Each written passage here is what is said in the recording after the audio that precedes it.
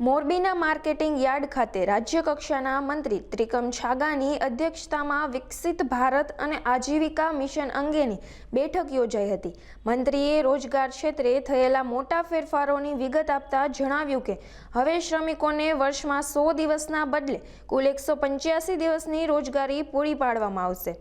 આ નવી આધુનિક યોજનામાં પારદર્શિકતા વધારવા માટે મહેનતાણું હવે દર અઠવાડિયે સીધું શ્રમિકના ખાતામાં ટ્રાન્સફર કરવામાં આવશે, જેનાથી વચેટિયાઓ અને ભ્રષ્ટાચાર પર લગામ કસાશે। આ યોજના હેઠળ સખી મંડળ, હસ્તકલા, પશુપાલન અને ઇન્ફ્રાસ્ટ્રક્ચર જેવા કામોને આવરી લેવાયા છે, જેથી વધુમાં વધુ લોકોને આજીવિકા મળી રહે અને ગ્રામીણ અર્થતંત્ર મજબૂત બને। નમસ્કાર મિત્રો, વિકસિત ભારત રોજગાર અને આજીવિકા મિશન ગ્રામીણ વીબીજી રામજી નામની આ સુધારેલી અત્યંત આધુનિક અને લોકલક્ષી યોજના અને કાયદો ભારતની લોકસભા દ્વારા જે પસાર કરવામાં આવ્યો છે, એના પરિણામે લોકોને વધુ માનવદિન એટલે કે વધુ રોજગારી થશે।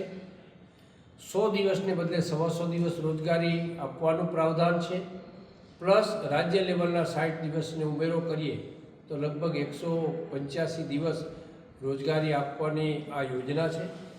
ભૂતકાળમાં જે રીતે જે પ્રકારે યોજનાઓના કાર્ડ બનતા અને માત્ર કાર્ડો રહેતા, એને બદલે પ્રત્યક્ષ લોકો સુધી, છેવાડાના માનવી સુધી લાભ પહોંચે એ પ્રકારની યોજના છે। અગાઉ આ યોજનાનું મહેનતાણું 15 દિવસે મળતું હતું, એ હવે 1 વીકમાં એટલે કે અઠવાડિયે ચૂકવણાની નીતિ પણ આ નવા પ્રકારની યોજનામાં રાખવામાં આવેલી છે। ટૂંકમાં પારદર્શિકતા, સ્વચ્છતા અને ખાસ કરીને વહીવટી જે રીતે કેટલી ગૂંચો છે એને દૂર કરીને વધુ સરળ યોજના બનાવીને વધુમાં વધુ લોકો સુધી લાભ મળે એ પ્રકારના હેતુ આ યોજનાની પાછળ ભારત સરકારનો રહેલો છે। ચોક્કસપણે ભ્રષ્ટાચાર ભૂતકાળમાં તમે જોઈ શકો છો કે ભૂતકાળમાં માત્ર જોબ કાર્ડ બનનારને પણ ખબર નહોતી, એવી સ્થિતિ ભૂતકાળમાં હતી। આજે સીધા એના એકાઉન્ટમાં પૈસા જાય છે, એક પણ રૂપિયો ક્યાંય આડોઅવળો થતો નથી। ઇવન 1985માં તત્કાલીન વડાપ્રધાન શ્રી રાજીવ ગાંધીજીએ પણ એમ કહ્યું હતું કે દિલ્હીથી હું 1 રૂપિયો મૂકું છું ને 15 પૈસા પહોંચે છે।